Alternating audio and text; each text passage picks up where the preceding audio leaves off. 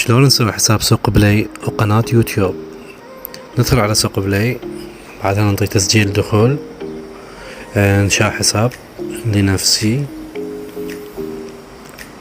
هنا نخلي الاسم كيفك تريد، عربي انجليزي، خلي اسم الاول والاسم الثاني، بعدها نعطي متابعة.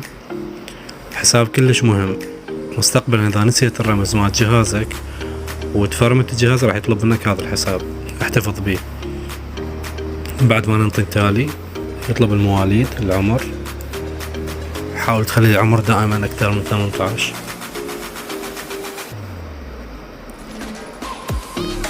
دائما نختار هاي الاقتراحات، ينطيك اقتراحات. هون نختار مثلا هذا، ننطي التالي. هنا نخلي كلمة سر، احفظها، اهم شي تحفظها هذه الكلمة. بعد ما نخليها ننطي التالي. هنا اذا تريد تأكد الايميل برقمك تضيفه وتعطيه متابعة.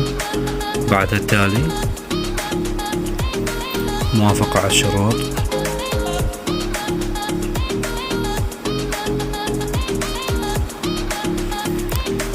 وننطي التالي، مزيد والتالي حتى يكمل الحساب عندنا. تمام، هذا هنا يكمل سوق بلاي. نقدر ننزل هسه برامج شنو اللي نريد. هذا الحساب اللي سويناه حاول تحتفظ به، اما تكتبه بورقة او تخليه بالتليجرام، حتى مستقبلا اذا انقفل جهازك راح يطلب منك حساب، تدخل هذا الحساب ضروري تحفظه. مثل ما تشوفون هذه التطبيقات والعاب نقدر ننزل. بعد ما كملنا انشاء حساب سوق بلاي نروح نفعل قناة يوتيوب.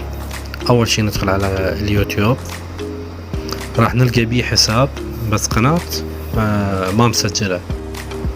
مثل ما تشوفون هذا الحساب موجود. هسه هذه هنا لا اقدر انطي اعجاب، لا اقدر اشترك لان ما مسوي قناة، ولا اقدر انشر مقاطع. زين، شلون اسوي قناة باسمي حتى اقدر اعلق بيها، اقدر انشر؟ ندخل على الملف الشخصي. هنا يطلب مني اسم القناة وتفاصيلها. اول شي الاسم مثل ما تشوفون، والمعرف مالتها نقدر نغيره. تم انشاء قناة.